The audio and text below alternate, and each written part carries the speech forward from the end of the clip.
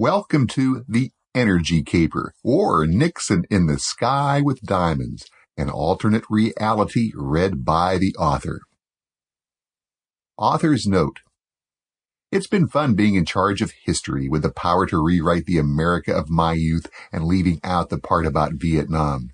In imagining what might have been, I have taken liberties with the characters and a few minor details.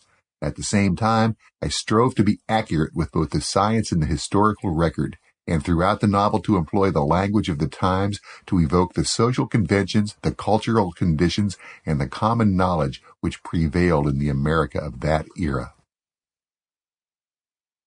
Dedication for the victims of the war on drugs. Prologue.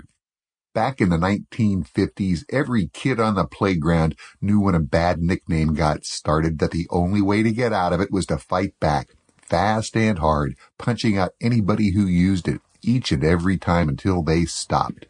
If that didn't work and the nickname stuck, then the only way to get out of it was to get down on your knees and pray that your parents moved to another town, or better yet, to another state, where nobody knew who you were, so you could start all over again.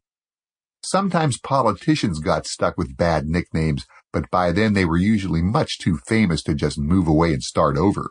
That's how it was for an ambitious second-term Republican congressman named Richard Milhous Nixon, who got stuck with his nickname during what many historians still call the sleaziest senatorial campaign in American history, the 1950 California Senate race between Nixon and his opponent, Democratic Congresswoman Helen Gahagan Douglas. Nixon made political hay as a red baiter, whipping up the Red Scare and trying to hang the nickname the Pink Lady on his opponent because of her support for Franklin Roosevelt and the policies of the New Deal during the Great Depression and World War II. Her brand of patriotism did not sit well with Nixon, who employed what would one day come to be known as political dirty tricks to make the nickname stick. One trick was mailing voters pink sheets printed on pink paper, accusing her of being pro-communist and a pinko for supporting New Deal programs such as Social Security, a 40-hour week, the right to unionize, health and safety standards in the workplace, and an estate tax on inherited wealth. But Nixon's favorite trick was personal, a punchline he delivered up and down the campaign trail, winding up every stump speech with a flourish.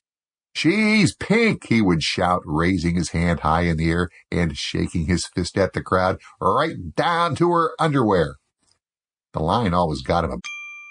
Sample complete. Ready to continue?